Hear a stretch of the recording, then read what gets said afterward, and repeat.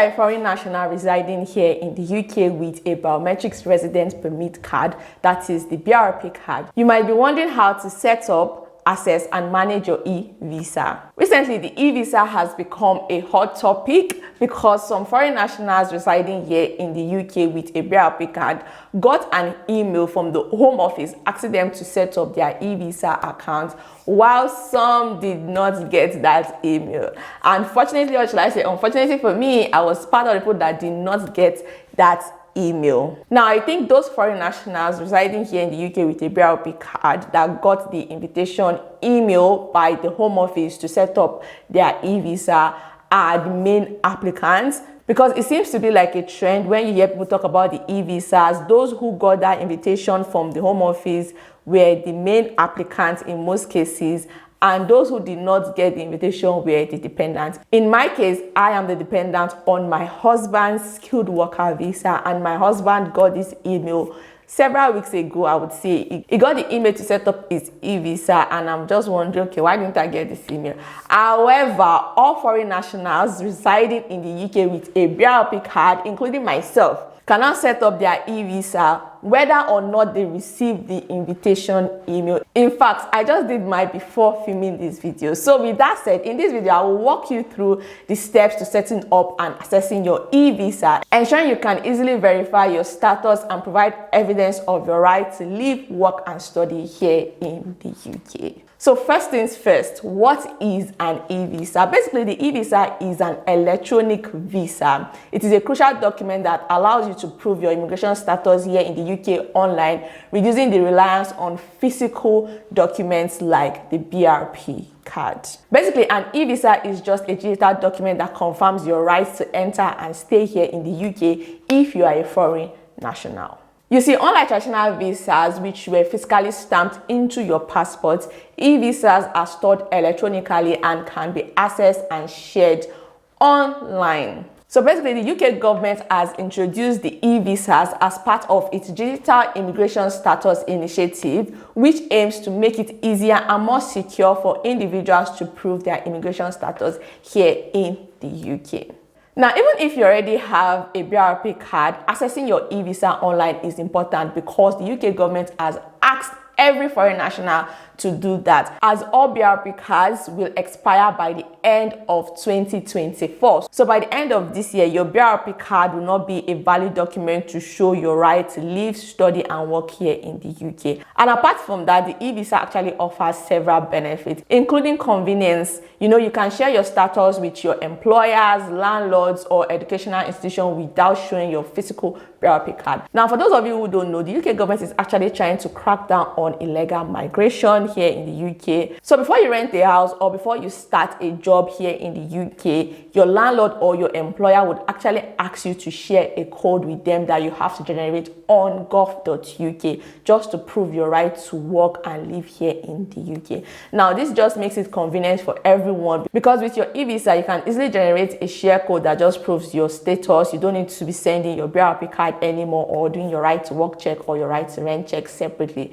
It's just going to be one share code now. Secondly, if you lost your BRP card, maybe you kept it in your purse and your purse was stolen, or you've forgotten where you put your BRP card, or let's say you travel abroad and you were coming back to the UK and then you misplaced your BRP card, like the way I misplaced my BRP card, your eVisa will still remain accessible and secure online. But to be fair, by the end of this year, you will not necessarily need a BRP card, so it's just serves as like extra security, so you don't have to be worrying about your physical card like it's being stolen or lost. So that's one benefit of this eVisa. Now, another benefit of this eVisa is that you would have real-time updates on your immigration status. You see, any changes to your immigration status are reflected immediately in your eVisa, so you would always have up-to-date information about your immigration status here in the UK, so you don't need to be waiting 2 weeks or a couple of days for you to get your BRP card if you switch visa. So that's one benefit of this eVisa. Now, to set up your eVisa, you will need a valid BRP card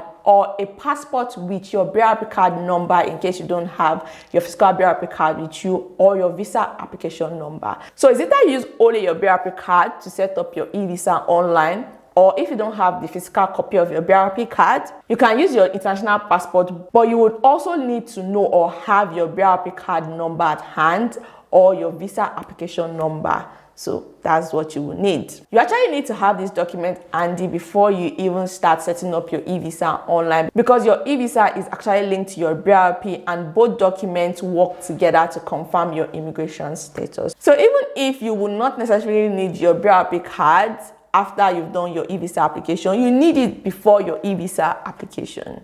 So it's linked, they go hand in hand, but again, like I said, all BRP cards would expire by the end of this year. You will also need a phone number, email address, and a smartphone. Now, during this application process, you actually need to take a picture of yourself, and that picture would be on your eVisa. So make sure that when you want to set up your eVisa, you do it when you are presentable for a picture, basically. Don't do it when you're just waking up from bed and then you're looking sleepy, or your hair is scattered, or you don't look good, or you won't like to snap picture the way you look, because during this application process, you will need to take a picture of yourself, like you need to take a selfie. And the picture you take during your application process would actually be what will be on your eVisa.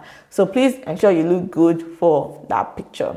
Now let me share my screen and then I'll walk you through how I did my own eVisa application. So what you need to do now is to go to your choosing web browser and type in www.gov.uk/get-access-eVisa. Once you type that, this page will come in. Once you see this page, just go straight down to get started. Once you click get started, this page will come in asking you, have you ever had a biometric resident permit? If you have, you say yes, I have. So I clicked yes. And then it will ask you, do you still have your biometric resident permit? I do, so I said yes. Then it will ask you if your biometric resident permit is valid. Mine is valid, and I said yes. Then I went on to click continue, and this page came up, and you see you have two buttons that says create an account and one that says sign in. Now, because I don't have an existing account, I will click create an account, because that's what I want to do. I want to set up our eVisa. And then after that, you see this page that says, who are you creating this account for? Obviously, I'm creating the account for myself, so I click myself and continue. And then this page will come up asking you, what is your name? You put your given names and you press continue. After that, it will ask you, what is your country of nationality? I'm Nigerian, and I put in Nigeria and I press continue. After that, this page came up and said, which identity document are you using? I'm using my BRP, so I'll choose BRP and click continue. Then this page will come up asking me to put in my biometric resident permit number and the expiring date, which I did, and then click continue. So after that, you see this page asking you for your date of birth. I put my date of birth there and click continue. After that, you see this page asking you what email address you want to use to sign into your account. And remember that any email address you're using is an email address you can have easy access to, because that's where the authentication codes will be sent to, and you will need it further down in your application process. So let's continue. So I put the email address I want, and this page came up and said, check your email. So this is why I said you need to put in an email address you have access to get the security code. And then I went to my email address, got my security code, and then put it there. And I clicked continue. Then you see this page asking you what phone number you want to use when you sign into the account. Again, any phone number you're using, make sure it is a phone number you can get a security code on, because further down the line, they would also send you a security code to that number. So I put my phone number in and I clicked continue. After I clicked continue, I actually got a text message of the security code, and then I typed it in and clicked continue. After that, this page came up asking, do you want someone else to have access to your account? Obviously, I do not want that, so I chose no and I clicked continue. Then this page came up asking me to check my answers before I create an account. I did that, and then I clicked create an account, and this page came up, and then I clicked sign in. After I clicked sign in, and this page came up asking, what identity document did you use when creating your account? So remember, when I was creating my account the first time, I used my BRP, so I clicked BRP, and then I chose continue. Then it asked me for my BRP number. I typed that in and I pressed continue. Then this page came up asking me for my date of birth, which I put in. And after that, this page came up saying, how do you want to receive a security code? And then I choose send an email. To be fair, you can choose anyone, it really doesn't matter. And then this page came up saying, check your email. So basically, that's the email address I use when I was opening this account initially. So that's why I told you when you're doing this process, you need to be able to have access to the phone number you'll be using and the email address you'll be using. So I checked my email address and then I got the security code and then I put it and I clicked continue. And this page came up saying link your eVisa to your account. You have not started. So I clicked start. Now, before you actually start filling this form, you have to confirm your identity. So you just click confirm your identity and then this page will come up saying confirm your identity and you just click continue. When you click continue, it will actually ask you to check if you have the right smartphone. Remember, at the beginning of the video, I told you will need a smartphone because that's what you use to confirm your identity, in the sense that you have to scan your BRP and you have to take a picture of yourself. So basically, it will tell you the kind of phone you need to have and to say, do you have access to one of these phones? Obviously, I do. So I said yes and I clicked continue.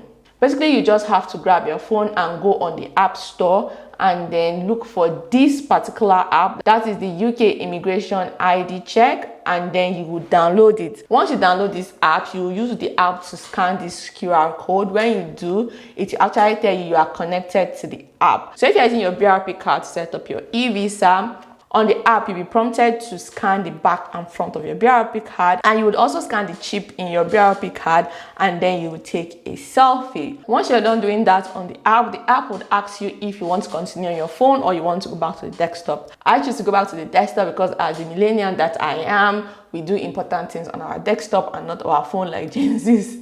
So I decided to continue using my desktop. So what I just did was to click sign in because I didn't close this page anyway. So I came back to my desktop and chose to sign in. So once I clicked sign in, this came up asking what identity card did you use when you're creating your account. So remember when I was creating my account, I used the BRP card. So I chose the BRP card. So once I chose biometric resident card or permit, I chose continue. And this came up asking me to put my BRP card number, which I did, ask for my date of birth, and I put that, and then a security code was sent to my email address. I popped the security code in there and I clicked continue. After that, this came up and said your form, link your eVisa to your account, and then my unique reference number was there. And after you can see that I said this process 15th of August, so that was literally yesterday because the day I'm posting this video will be the 16th of August. So you can see I literally did this yesterday and then I clicked continue. After that, a page came up saying link your eVisa to your account. Remember we saw this earlier, but I had to confirm my identity. Now that my identity is confirmed, I can proceed with my application basically. So when I click that, it says identity information submitted, continue linking your eVisa to your account, and I just clicked continue. And now you can see that I'm able to complete the form. So when I was filling the form, it asked me, are you in the UK? Now obviously I'm currently in the UK, and I clicked yes and I clicked continue. And then it asks for my contact preference, which I chose my email and phone number that I use for this application because that's my email and phone number. So I just chose that. So if you're at this point, if you want to change your contact details, you can because there's an option to do that, but I didn't want to change my contact details. I just went with the one I started my application with. And so after I was done with my identity and contact session in the link your eVisa to your account, the second step was account security. So basically it asks you to pick 3 security questions, like it will give you 3 sets of questions as you can see on the screen, which I did, and I picked my answers. And after that, I clicked continue. And then the last step is submit request. So it's just the declaration. And I went to the declaration confirming that I'm the person submitting the information and I'm age 18 or above, and I clicked continue. Basically, after that, all you just need to do is to click submit. So when you click submit, this page will come up. Just make sure you read through. If everything is fine by you, just say confirm and submit. So once you click confirm and submit, this page will come up saying your information has been submitted. Basically, you click finish and leave the service. Once you click that, you can just sign out from the page. Then after a few minutes, I got an email saying my eVisa is ready and I can view it. And then I just clicked the page, it took me back to gov.uk, and then I went on putting my details, and voila, I could see my eVisa within minutes literally. Now there you have it guys, that's how I was able to set up my eVisa even though I did not get the invitation email. Now let me share some tips that can help you in case you encounter any issues when setting up or accessing your eVisa. The first tip is to ensure you have a stable internet connection as the application process is done entirely online.